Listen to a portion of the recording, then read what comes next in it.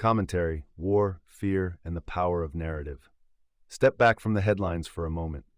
Every time the drums of war start beating, the question we should ask is simple: who benefits from the fear? Turn on the television and you see the same pattern. Explosions, maps, analysts, warnings about the next escalation. The world is framed through a lens of danger and urgency.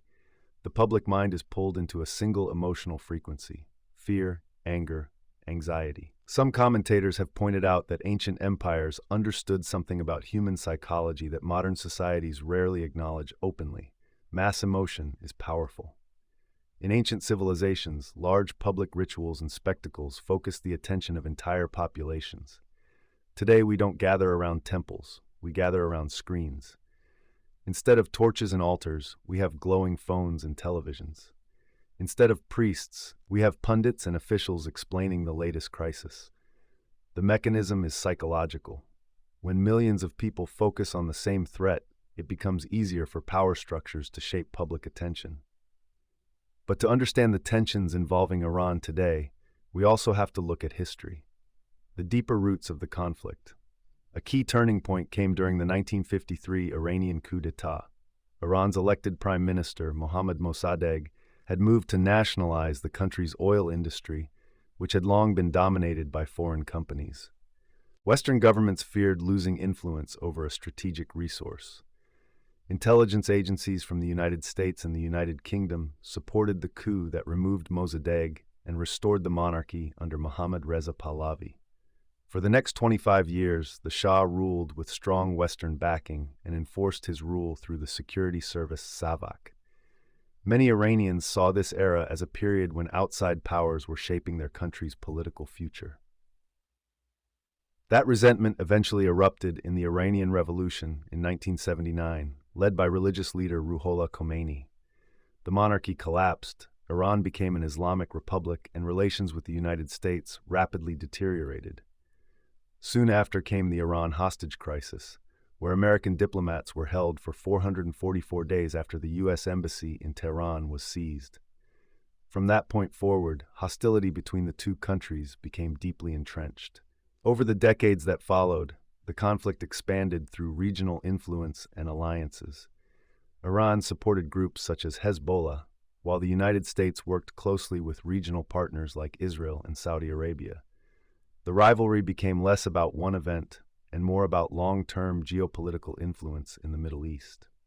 In 2015, there was an attempt to reduce tensions through the Joint Comprehensive Plan of Action negotiated during the administration of Barack Obama. The United States later withdrew from the agreement in 2018, increasing tensions again.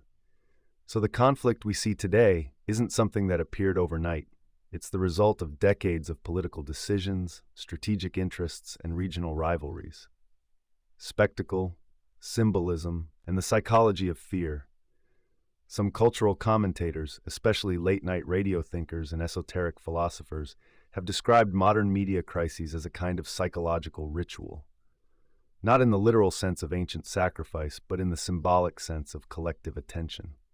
When the entire world focuses on one dramatic event, the emotional energy of millions of people is concentrated into a single narrative. Fear becomes contagious. Anxiety spreads faster than facts.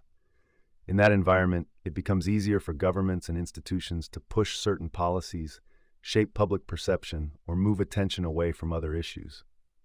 History shows that major crises often dominate news cycles so completely that other stories disappear from public view. Wars, scandals, economic shifts, these events compete for the same limited attention of the public. The real lesson is not that there is a secret ritual behind every headline. The real lesson is that fear is one of the most powerful tools in politics and media. When people are afraid, they pay attention to whatever authority promises safety. When people are constantly reacting to threats, they have less time to question deeper systems of power. The bigger perspective. The challenge for ordinary people is learning to hold two truths at the same time. First, real conflicts exist. Nations compete for resources, influence, and security. History, politics, and economics all shape these events. Second, narratives about those conflicts are powerful. Media framing, political messaging, and emotional storytelling influence how billions of people interpret what's happening. Understanding both sides helps people stay aware without becoming trapped in fear. The real power move is staying informed, questioning narratives, and refusing to let constant crisis control your thinking. Because when people stop reacting automatically to fear, the spectacle loses much of its influence. And that's when clearer thinking and real accountability can begin.